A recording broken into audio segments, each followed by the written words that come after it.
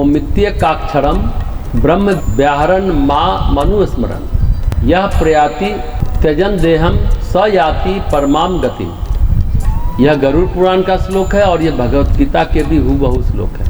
8वें अध्याय का 13वां श्लोक भगवत गीता में है, पर गीता पहले है, गरुड़ पुराण बाद में। इसलिए गीता में पहले आया, फिर गरुड़ पुराण में आया। जहाँ ज्ञान वैराग से रहित अहंकारी प्राणी नहीं जाते हैं, वहाँ सुधी जन जाते हैं। उनके विषय में अब तुम्हें बताता हूँ।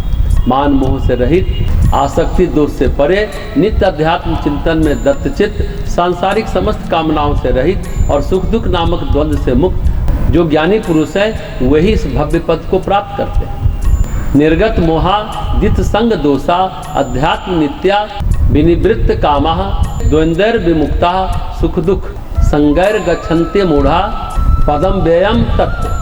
ये भी गरुड़ पुराण के श्लोक है और भगवत गीता के 15वें अध्याय का 5वां श्लोक है। इसलिए गीता में पहले आया, फिर गरुड़ पुराण में आया। तो जो व्यक्ति ज्ञान रूपी द्वंद्व में राग द्वेष वाले नाम वाले मल को दूर करने वाले सत्य रूपी जल से भरे हुए मानस तीर्थ में स्नान करता है, उसी को मोक्ष प्राप्त होता है। भगवान आगे कहते हैं, प्रौढ़ वैराग्य में स्थित होकर अनन्य भाव से जो मनुष्य मेरा भजन करता है वह पूर्ण दृष्टि वाला प्रसन्न आत्मा व्यक्ति मोक्ष प्राप्त करता है। घर छोड़कर मरने की अभिलाषा से जो तीर्थ में निवास करता है और मुक्ति क्षेत्र में मरता है, उसे मुक्ति प्राप्त होती है। अयोध्या, मथुरा, माया, काशी, कांची, अवंतिका तथा द्वारका, ये 7 पुरियां मोक्ष प्रदा है। हे तार्क्ष, ज्ञान वैराग से युक्त यह सनातन मोक्ष धर्म ऐसा ही है। इसको तुम्हें सुना भी दिया है। दूसरा प्राणी भी ज्ञान वैराग पूर्वक इसको सुनकर मोक्ष प्राप्त करता है। तत्वज्ञ मोक्ष प्राप्त करते हैं, धर्मनिष्ठ स्वर्ग जाते हैं, पापी नरक में जाते हैं। पक्षी आदि इसी संसार में अन्य योनियों में प्रविष्ट होकर घूमते रहते हैं। तो सूत जी ने कहा, हे महर्षियों, अपने प्रश्न के उत्तर के रूप में भगवान के मुख से इस प्रकार सिद्धांत को सुनकर प्रसन्न शरीर वाले गरुड़ ने जगदीश्वर को प्रणाम किया और कहा, प्रभु, आपके इन आह्लादकारी वचनों से मेरा बहुत बड़ा संदेह दूर हो गया।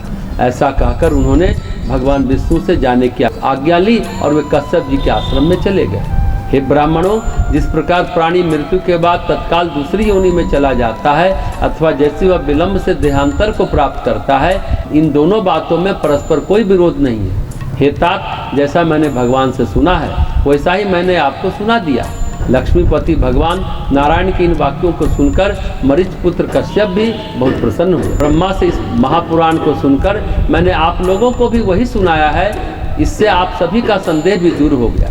गरुड़ के द्वारा कहा गया यह महापुराण बड़ा ही विचित्र है। इस महापुराण को गरुड़ ने हरि से प्राप्त किया था, उसके बाद गरुड़ से भृगु को प्राप्त हुआ, तदंतर भृगु से वशिष्ठ, वशिष्ठ से वामदेव, वामदेव से पराशर मुनि से व्यास और व्यास से मैंने इसे सुना है। हे ऋषियों, मेरे द्वारा अब आप सबको परम गोपनीय यह वैष्णव पुराण सुनाया गया।